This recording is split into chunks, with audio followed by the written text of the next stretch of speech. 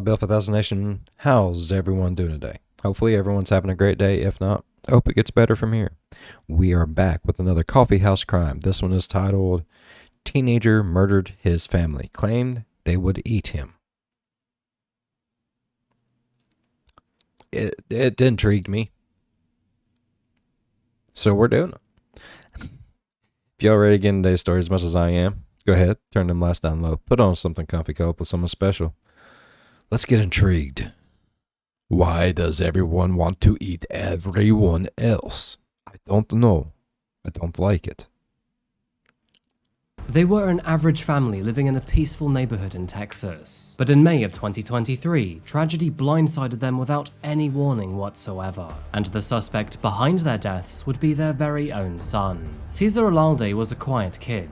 Arguably strange, but certainly known to be kind and polite. So when neighbors learned that he was Everyone's strange, bro. It's all good. responsible for the deaths of his mother, father, brother, and sister, they were absolutely astounded.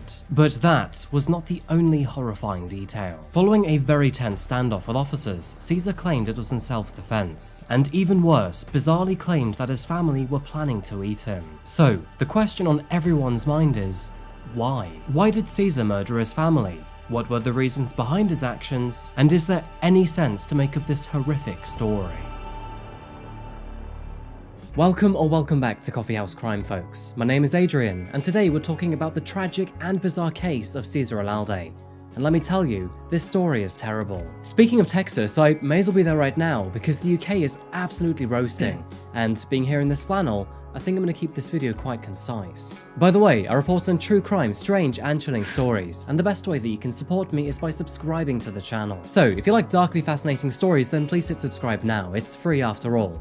Apart from the coffee, you're gonna have to pay for that one. I try to respond to all comments in the first hour of my videos going live, so if you want to catch me for a question or just say hi, then please hit the bell notification too. Anyway, with all of that said, please grab yourself a coffee, pull up a seat and get ready for the deep dive. This is the case of Cesar Olalde.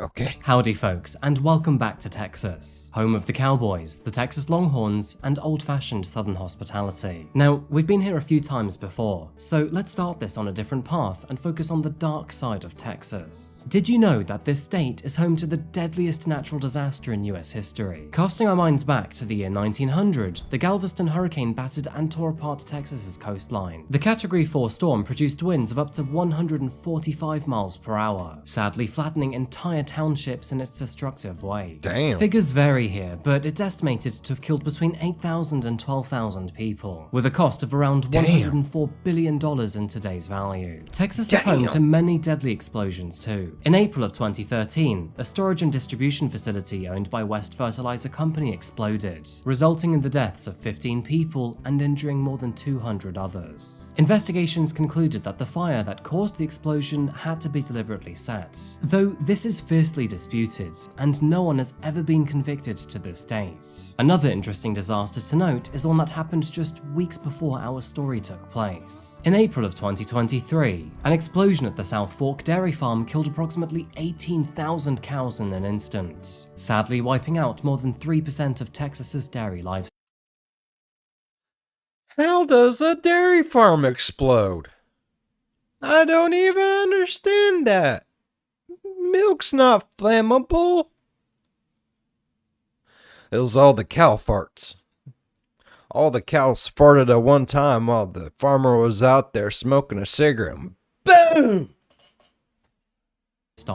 The explosion was caused by a machine known as the honey badger, which can be described as a vacuum that sucks out manure and water. Authorities believe it may have overheated, igniting internal gases such as methane, which is commonly produced in large volumes by cows. Despite this, today's case pulls us further.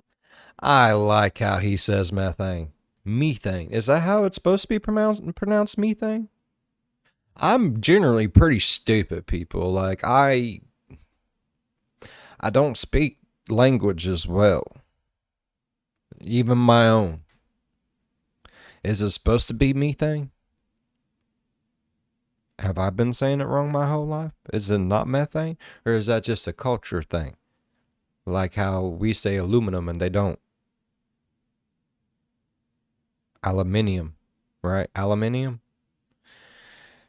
The north than any of these tragedies, to the small town of Nash found in Bowie County, Texas. With a population of just under 4,000 people, Nash is definitely what you'd consider to be a small town. It's located in the northeast of the state, close to the state's shared border with Arkansas. In fact, it's just outside of the city of Texarkana, a very curious city which, no surprise, is split in half between the two states of Texas and Arkansas. Technically speaking, I have no idea how that even logistically works out.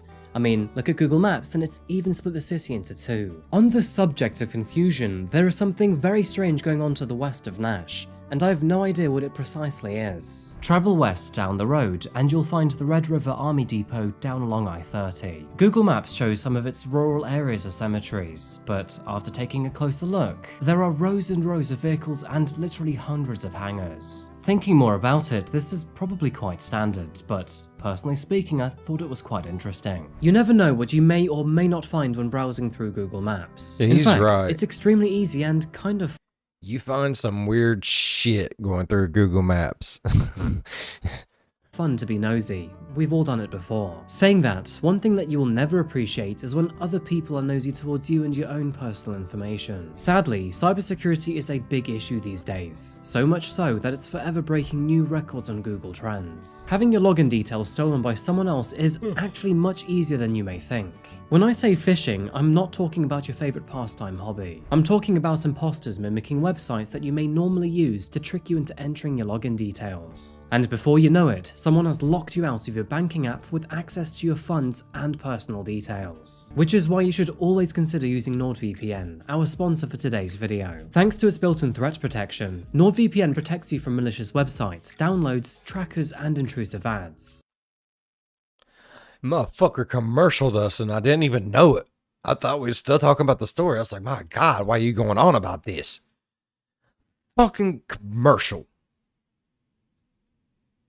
He tricked me into... And that's just one of many incredible features. With all of the browsing that I do online, it has protected me numerous times from both vulnerable and risky websites, keeping me and my information safe. And with thousands of servers worldwide, it has helped me access geo-restricted content like Netflix at the click of a button, allowing me to explore and enjoy the internet without borders. Take control of your internet experience today with NordVPN. Right now, you can get a 2-year plan at a huge discount plus 4 additional months for free when you use my link, nordvpn.com/coffeehousecrime. By the way, it's risk-free with Nord's 30-day money-back guarantee. That's nordvpn.com/coffeehousecrime, or use the link in the description below. Focusing back to our story today, one of those families living in the town of Nash, Texas was the Olalde family.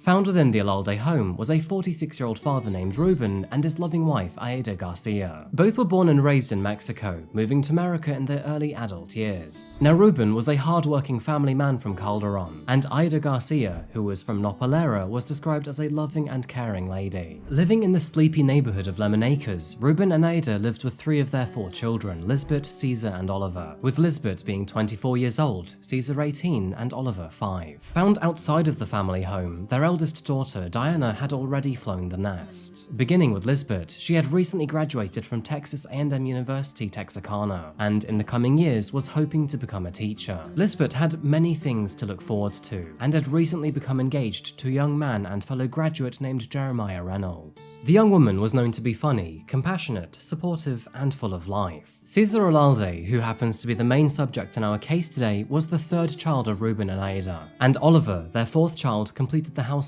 as their youngest sibling. Born on January 8, 2005, Caesar attended Texas High School and was expected to graduate this very year, 2023. He had ambitions to start his own business as a plumber, and was looking to pursue his plans with an apprenticeship. Now, there is no better way to learn about someone than through their own self-written presentation. A few years prior, and while in 7th grade, Caesar had completed a project named This Is Me, where he talked about his hobbies, social media, and his life including family and education. So, let's use this to gain a better understanding of him. Caesar was born in the United States to his Mexican parents who grew up in different areas. He loved to play soccer and video games, noting that gaming in particular helped him escape reality whenever he felt stressed. To add to that, he also liked playing football because it gave him an adrenaline rush. While writing from Texas middle school, Caesar spoke about working in the medical field as he got older. Things wouldn't quite work out this way, as we already know, and although he managed to attain relatively good grades, they would gradually slip over the coming years.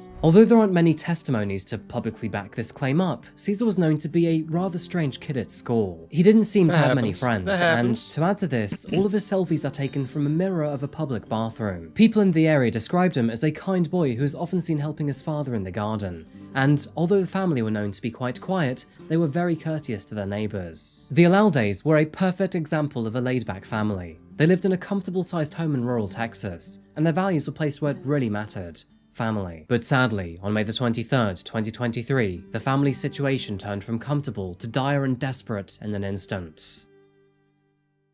It started like any other day for the residents of Nash. It just so happened to be a Tuesday, with the weather being both sunny and pleasant. Lisbeth was scheduled to arrive for work at a local church that morning, but strangely failed to appear for her shift. Her sudden disappearance was jarring to her colleagues. She had rarely missed work before, let alone without warning, and so, naturally, they thought this was unusual. As a result, multiple friends tried to contact Lisbeth through her mobile phone, but all of them were met with her voicemail. It was at this moment that a co-worker decided to travel to the family home. It's always bad. I mean, it's 2023. She's in the prime of her life, and she ain't answering her cell phone. She's not good. She's bad. Bad things has happened to her. Either she's lost her thumbs. It could happen.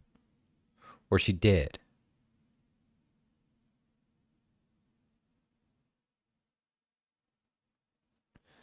And see what was causing the silence. With concern plaguing their minds, 35-year-old Joseph Flyder and his wife drove to the family house found on Lemon Acres. And coincidentally, at the same time, a distant member of the Olalde family arrived with similar worries. But after knocking on the front door, the group were met with a very eerie nothing. And with no sign of life detected from inside, they made the decision to force their way in. And once they did, what they found inside would haunt them forever. The group were met with Caesar Olalde, armed and holding a gun. Immediately realizing that something was desperately wrong, Joseph told the others to step outside while he took matters into his own hands. And this is where the horrific extent of the situation became all too apparent.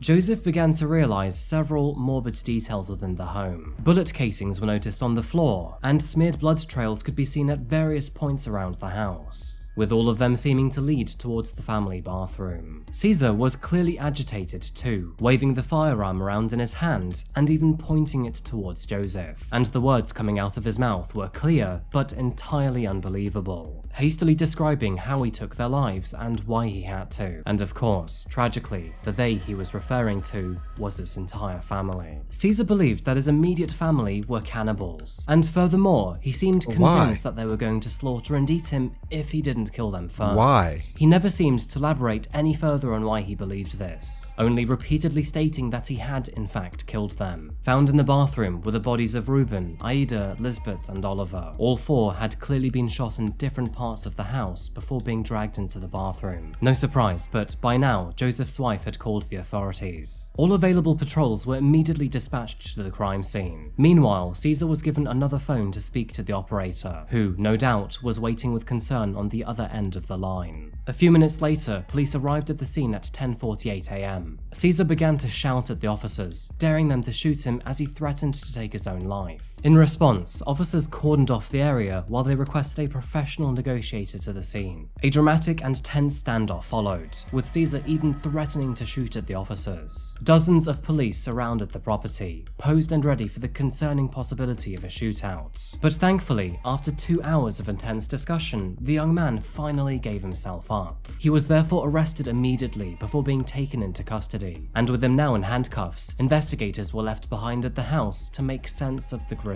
scene. And we're tracking a developing story out of Bowie County, Texas. 4 family members were shot and killed this afternoon in Nash. Why Police did say he they think got a 911 call about a man harming people inside a home. they was Several going to eat him? agencies, including a SWAT team, arrived on the scene to talk the man down. The suspect was eventually arrested after a 2-hour standoff.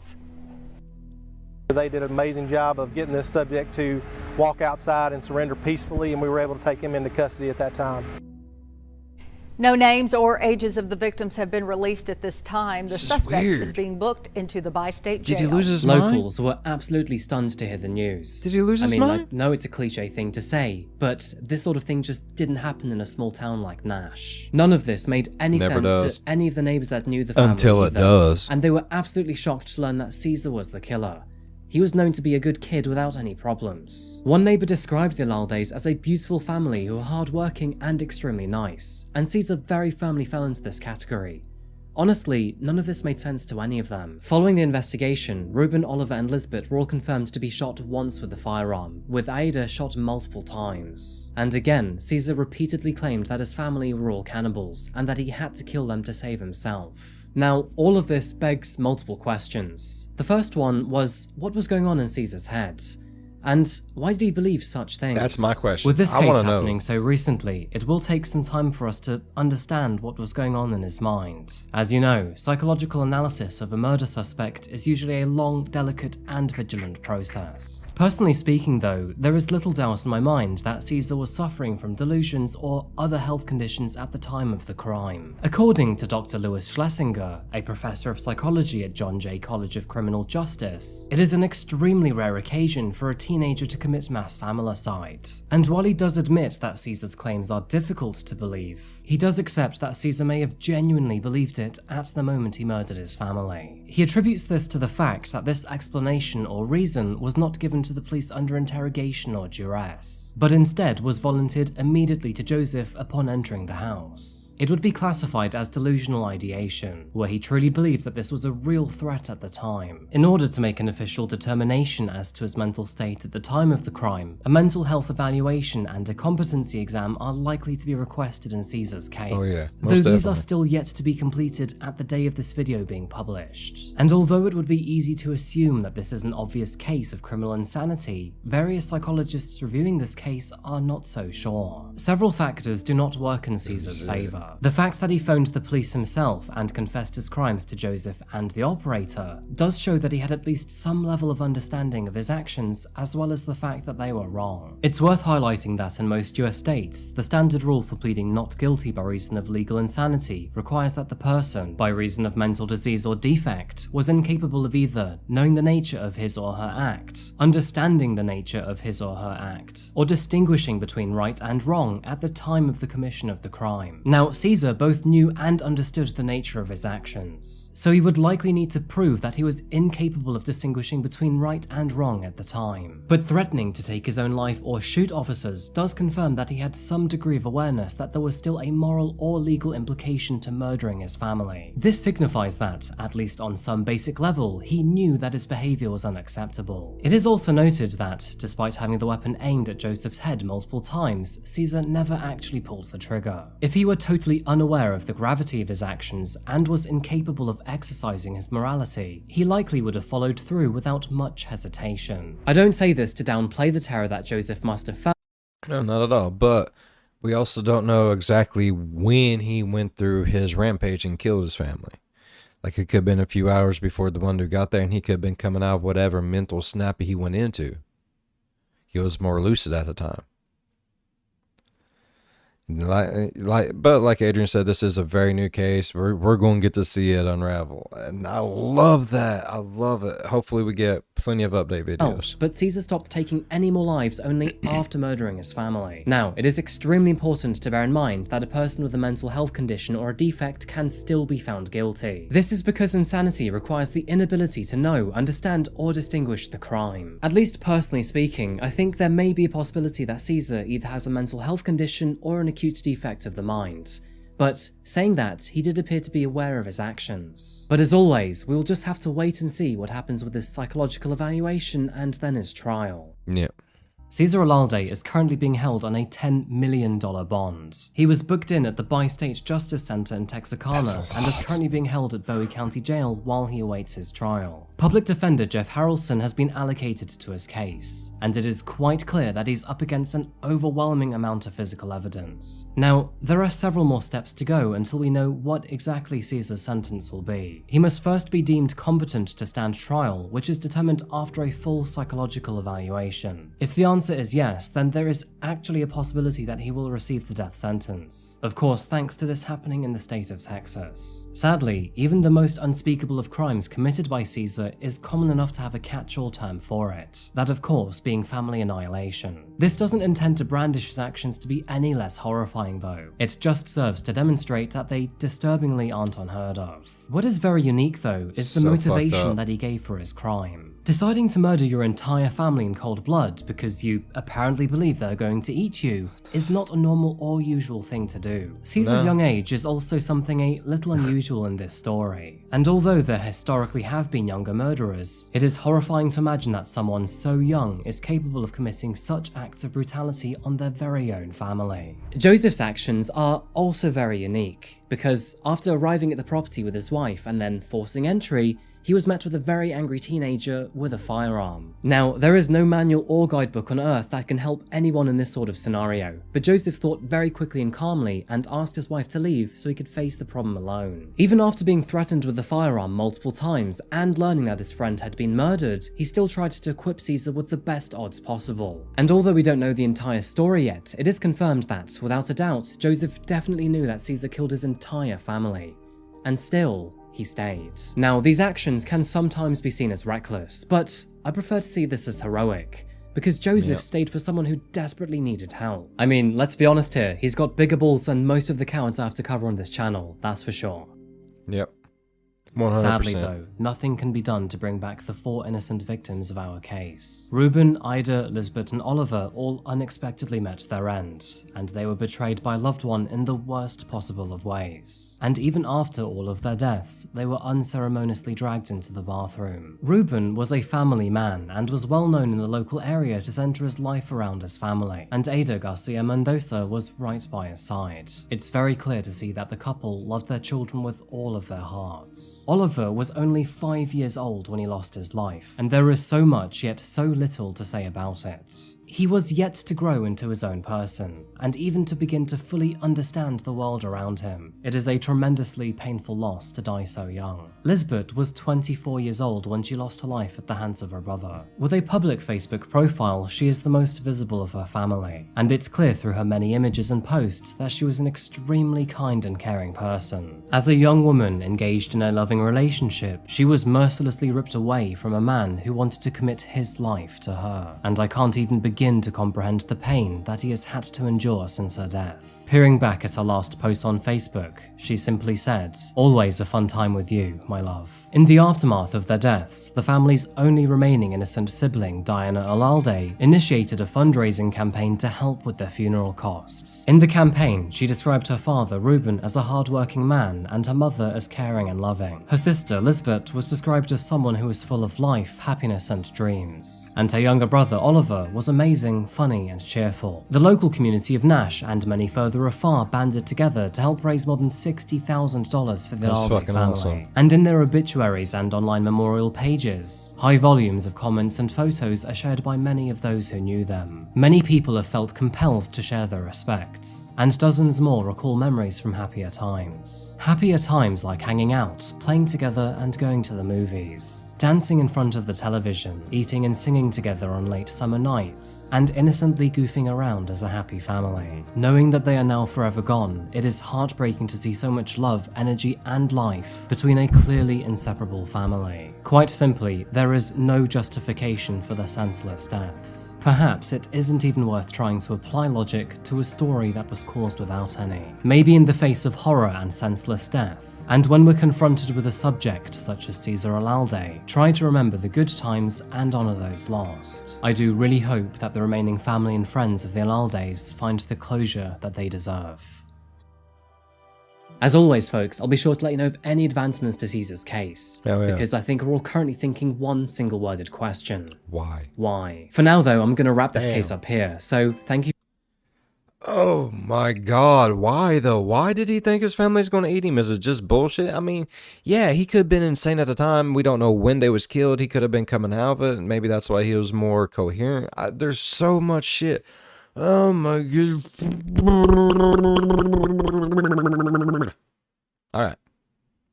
I really enjoyed today's story though.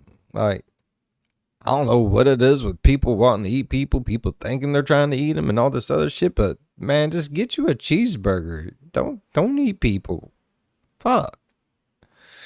I really enjoyed this story though. If y'all enjoyed this story as much as I did, go down there and hit that thumbs up. While you're down there going over, hit that subscribe button. Become part of the Bill 5000 Nation. We do some crazy shit here, bruh. Sometimes it just sticks with you, makes you cry.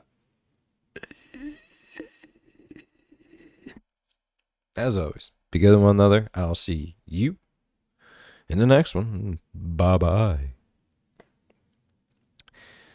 Man, if I had to like eat people, I would need so much hot sauce and some seasoning salt, and I just don't think I could do it. I'd eat a salad.